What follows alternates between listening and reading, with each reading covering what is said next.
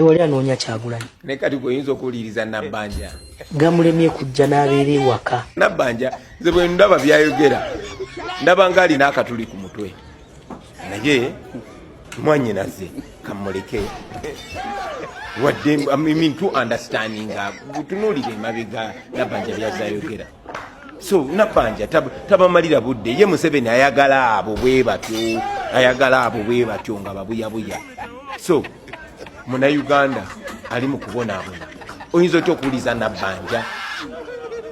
abba n'amabaati ebya komedi ebyebiwaanyi byabadde akola buli kaseera siba kiwaanyi. Bulize Nabbanja is a shame to all of us. Kati atefe abeddira embogo tuli ku kizibu kubanga manyinaffe naye ajja kuba bulungi mutusonyiwe bannange ne mu b'embogo wali abo Nabbanja. So twetonda ffe nga ab'embogo olw'ebigambo bya Nabbanja byayogera tebikikirira ffe ab'embogo. Tuli basajja n'abakazi bagezi, tuli bategeevu, tulowooza ku nsi yaffe. So Nabbanja mumutunuulire bwe mutyo era bwe mumulaba eyo temukuba yo Nabbanja waffe. Buterevu saba minister wanga ate munange Uganda wolabyeko mu ntandikwa nga ate munange osobola okugamba nti beetola ne His Excellency Robert Kyagulanyi Ssentamu wabula nga ate mu kaseera kano osobola okugamba nti ye yeetabidde dda akalimu obuwuka oba ate munange yazzeemu dda okubanga asubula olutalo ku mukulembeze owa National Unity Platform oba His Excellency Robert Kyagulanyi Ssentamu okusinziira ate munange ku nsonga zatambuza ku side n'avuddeyo oba yavuddeyo n'abeera nga ate munange ategeeza ne baminisita ab'enjawulo nga ate munange bakalaatira bukalatizi ne bagamba nti His Excellency Robert Kyagulanyi Ssentamu ate wali amuwamba ate wali bunkenke bwali kwabula nga ate ensonga z'emukwetikidde mu kaseera kano osobola okugamba nti ebigambo byabwe abyandibanga ate munange binafu nnyo okusinziira ku bikolwa ate munange by'amagye n'abakuumaddembe ab'enjawulo abatambulira mu nsonga zino oba ate munange abalumbagana His Excellency Robert Kyagulanyi Ssentamu mu maka ge n'abo bagambibwa okuba nti ate abamulumba yonna gy'atambulira ate munange ne gyayitira okusinziira ku confirmation evuddeyo n'ekolebwa ate munange bewandiise ab'eŋŋanda abakona b'emikwano kwegamba aba family ate munange aba Ssentamu family nga bavudde ate munange ensonga zino babeera nga baziyingirira basabudde minisita mulambirira ne basabula ate munange bara mugatako n'ab'enjawulo amugezi w'amagye bonna abazinga bagamba nti His Excellency Robert Kyagulanyi Ssentamu ali mu mikono ate munange gy'okuba nti yeewamba yekka ate munange tawalina mubanja ku side ya gavumenti oba ate munange talina ali mu kubanga amunoonya so nga ate mu nsonga zino CDF General Muhoozi Kanyarugaba yavaayo n'abeera nga azikonfaminga bulungi okusinziira ku tweets ze yata ku lunaku lwali lwa Sunday mbaserabidde n'abeera nga agamba nti we are looking for Kabobi either dead or alive. Ensonga ezo mwazirabako okusinziira ku tweet ezavaayo ku mulundi guno ate munange family ezituse okusinziira ku kikyogenda okubanga olaba wabula ate video singa bamaze okubanga ogilikinga ngalo kibanga tutandikirawo ko osobola okubanga wekkanya ensonga olabe kwe zivudde ku ntono n'okubanga ate munange ba ministers ab'enjawulo bayisiddwamu eggaali nga bw'olabyeko ne mu ntandikwawo His Excellency Robert Kyagulanyi Ssentamu nga ye omukyala Robin Nabbanja saba minisita gw'engalo tu Uganda ate munange yamuyiwadda ku ttaka muboyiza okugamba ate munange bagendedde mu nsonga zino osobola okugamba nti balamu ye abba musabudde flat n'agwa omwami bali omunsi minisita bali omunsi owa National Guidance gatako ne UCC ate munange naye teyawonye mu nsonga zino n'omwogezi w'amagye bwe nakulazeeko olunaku olw'ejjo nga ate munange ategeeza nti ate His Excellency Robert Kyagulanyi Ssentamu alina mu makage akwegamba ensonga zino bo abazzi bajja bakiramu jja batirizinga okusinziira ate munange famire ye bwegamba nga balemeseddwa n'okubanga ate bayingira ewaka gye bagamba nti His Excellency Robert Kyagulanyi Ssentamu ate munange gyali nti ateredde ntendeka nsuka nkugirako ku katambi kano ate munange okumawo tyongereko n'ensonga zino mu butongole olabe ki ekitambulira ku His Excellency Robert Kyagulanyi Ssentamu okusinziira ku famire ate munange byavuddeyo ne bategeeza eggwanga lyattu Uganda. Wakubidde sino mbadde mu nsiko naye tuvuddeko bagenda ne batuzinda maka gaffe ate mu Buganda wali olugero olugamba kugoba nakulaga ekkulu obatuleta tejo okuninga niba n'abantu basinga olubanda sina balanga nembayita bulitalaba naye tekyakomaawo ate kyanzigula obwongo nnyo nekindagalindako buli kye tugenda ne tukola emirimu gyaffe nga nga batulaba nga tusobola n'ogikola nga tebatulaba era nga bwenzenga bagamba nti mukole nnyo bwe balaba ne bwe batalaba kaakati ne bwondaba nyambadde ng'omusirikale nange mbadde nimbuyeekera bwange ow'eddembe sekretary general n'ankubira n'aŋŋamba waliwo bamemba baffe kyandibadde kirungi neyogerako nabo n'aŋŋamba abakulembeze oyo muli musobola okwogera nabo n'agamba bano bavudde buyikwe neŋŋamba buyikwe kale no nzize wano okusingira ddala kubanga muli bwebuyikwe ab'enjeru bali wano mbalamu muli bwebuyikwe kibadde kinkakatako nnyo okujja personally njogereko namwe newankubadde zijja kubadde kikatono nnyo era mbasabe munzikirize nkwatagana emirimu gye mbadde ntambuza njagadde beebasa olw'obutakwamu maanyi kisobokera ddala mwami Museveni engeri gyasobodde okufuga bannayuganda is denying them leadership ng'atuuka nti kati wano ani aliwo Kyagulanyi gwe bawuliriramu Kyagulanyi oyagala ssente meka bw'ogaana ssente mumusibe oba mukoleko ebikolobero byonna byonna osobole omukakanya si bannabyabufuzi bokka mulabye abakulembeze ab'ennono mulabye abakulembeze ab'amadiini n'atuuka ekiseera nga takyasobola yadde okusinza Katonda wabula nga asinza Museveni nze mbalaba si musiraamu si mukatuliki si mulokole osanga n'omusumba nga ye abulya njiri ya sitaani newakuba tekimusasuza kubanga asobola okukola ebikolobero byonna naye ne watabawa mukuba ku mukono kakati bo batya Museveni okusinga batya Katonda era beesiga emmundu n'amagye okusinga beesiga Katonda n'osanga omusajja nga imaamu oba Sheikh Mulamba naye ng'ageraganya emmotoka ya Museveni agigeraageranya kujjana muze mbiraba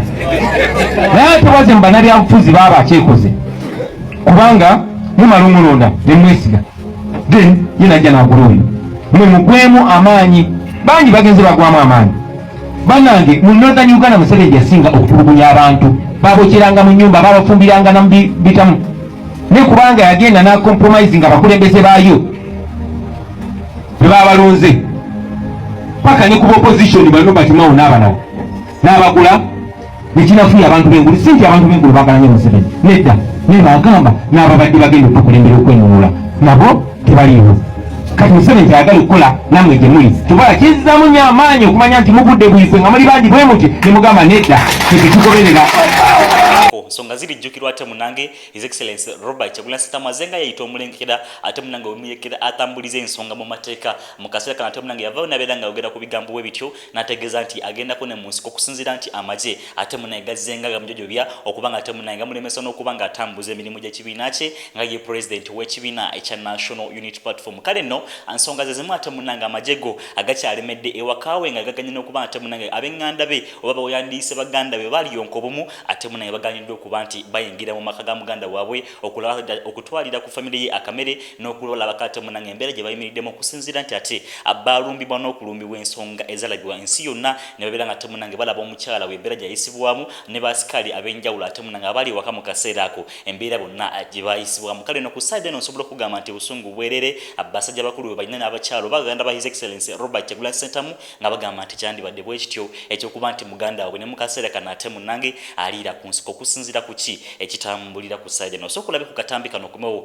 atwengereko n'ensonga zino mu butongole. Abalungi abatuuliriza era abatulaba olunaku olwaleero tukyaddeko ewa Sheikh Asiraf Dembe. Sebo sanyusa okubalaba amannya agange Seeka Asiraf Dembe akola ku bizibu by'enjawulo omuntu singa aba alina ebirwadde tumusomereddwa tumuwa amazzi ga lukuya nga bw'obadde ogalaba tugenda abantu ku kyoto ne twokya emizimu emibi egibabaamu n'okulomba edduwa abantu singa abeera ng'ali wano atuuse sobola okumulombera edduwa ne waba atatuuse nga mpadde amannya ge naye ng'ali wala maneetaase enamba yange yeno eri 0707763711 namwe banyinaffe abali ebweru oyagala okuba nti oyagala okulombera ku dduwa ng'olina ebizibu viza zibuze amaka gakolongotana sente zikola zimpita mu ngalo ojja kumpeereza ekifaananyi kyo n'amanyago ebyo byokka bijja kummala nja kukulombera edduwa ojja kutereera olunaku olusembayo mu mwezi mba n'edduwa eyawamu ffenna n'abalwadde bange abakadde n'abapya. Salaamu alaikum warahmatullahi wabarakatuh. Kiki kye bakyakolayo? They have no right whatsoever to be there. Byonna bye tulira bye boogera tuli wano mu kamera nga tubategeeza bannayuganda mwenna omukulu Robert Kyagulanyi Ssentamu talina ddembe lye era tetumanyi waali nga tetukkirizibwa na kuyingira. Abali munda mubawulizaako bakyalina ku mmere mbadde yategeeza luli nti ebyokulya tebakyalina. Bali mu mbeera ki? Abali munda omanyi buli wolaba omuntu ng'azze ku geeti yo wabeerawo ekimuleese. Ekisookera ddala batukubidde tebalina byakulya. Ne twekwanyakwanya embeera si nnungi ku buli muntu. Ne twekwanyakwanya ne tutuuka wano. So baba batuganye okuyingira tuba tulina ekyokukola.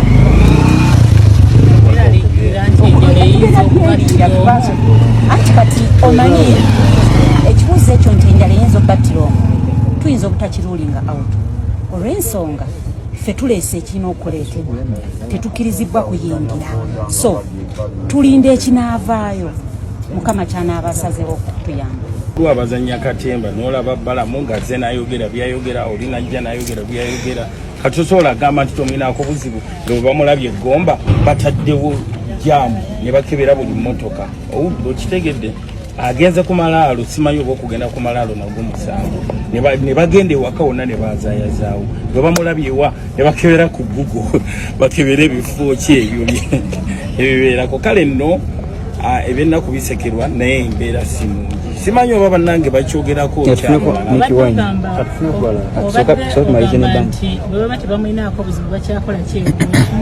kiki kye bakyakolayo.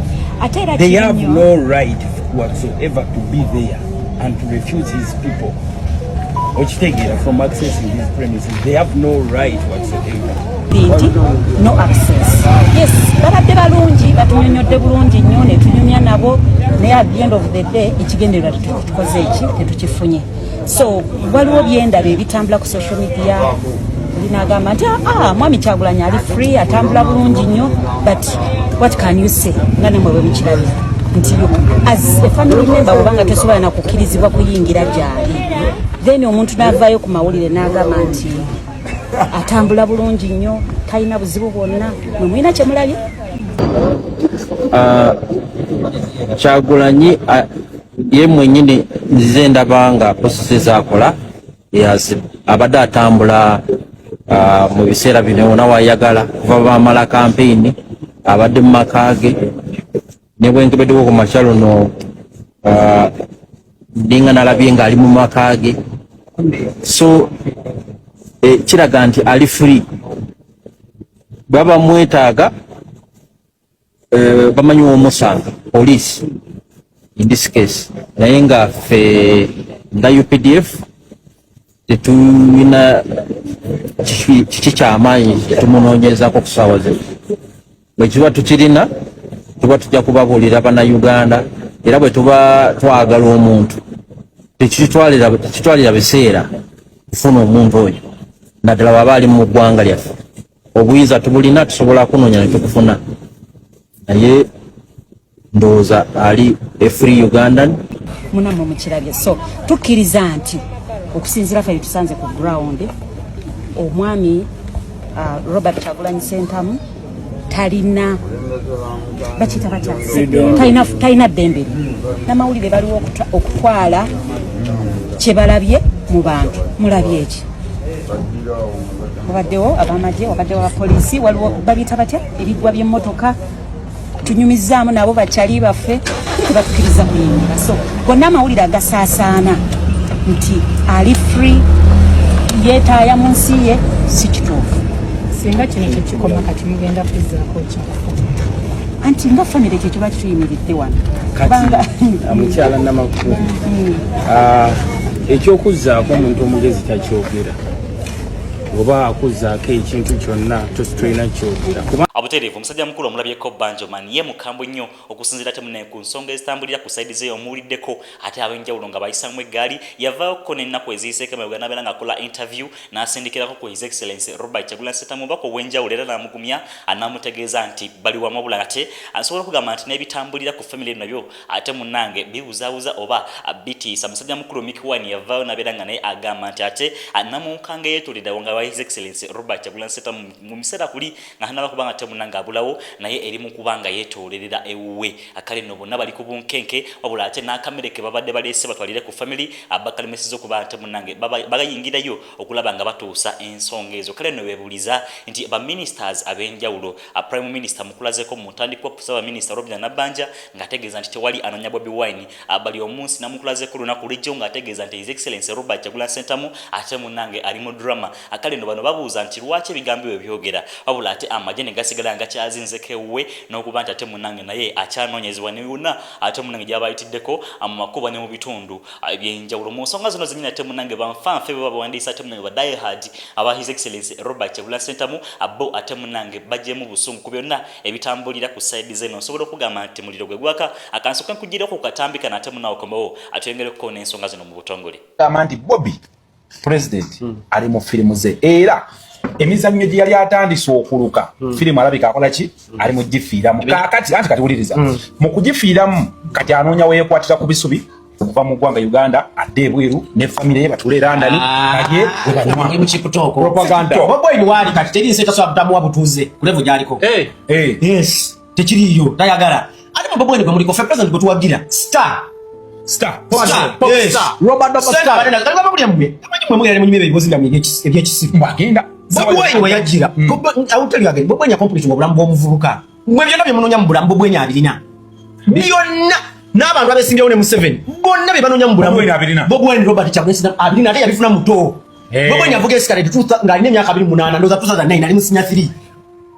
usagede we avugira escalate Bobi Wine wazimbide nyumba ebintu byonna bye mu bulamu status pozi manyanguma mbagazi malayo byonna Bobi Wine yabikola muto bano bona abali mu lwokano manya honorable munyagwa byonna bye banonya mu bulamu Bobi Wine abirina katika ngwe kyokulabirako eyo bichi ya Bobi Wine wali awo ebusaba 10 awo ozafuna usendemeka wabako tunawo kati Awaita Express the most expensive road in the world ozafuna usendemeka wabako tunawo ekaze 10 sente ziba nyingi ali milioni nga $5 ga dola awo so abayisi sebo ali kumaza akuguza sinale mwenye betemanyi bitu byali estate akuguza sinale byo akuguza mazzi byo eka 10 waliwo ekkubo eri express eri singa okubera the most expensive oza abantu nawo oyo muvuko muita mwavu so bino bye munonya mu bulamu abirina so katasobola fuluma genda kudduka kati mbuya nyo America yagenda ngo bageze kuyimba kati aba yagala yo twaki atigenda ngo mimi na ate kati film za yazifiridde mu kati yagala ezo njogera zamwe za pedestrian those are called pedestrian arguments abatambuze ebigere aba border those are pedestrian arguments byonna bye munonya mu bulamu Kyagulanyi Robert Sentamu abirina ne wagamba tatune magira enyumba ye weri eka nawo 10 do you think Bobi Wine is for every day feta tumwagera kwa tumwagera because he is an extraordinary human being the transformation Joe is not an everyday guy just when babuza the president wa mona aliko amakage gali wanga tanafuka president did you have an address yali monsiko ya they have an address he participated in an election where he scored less than 1% najja na akagana na Ingresco atole ku Kyagulanyi kibakoze mu kaluka bakoze ekintu kyanga obabadde gwa Kyagulanyi baabwe wadde obabadde gwa babwa Kyagulanyi period.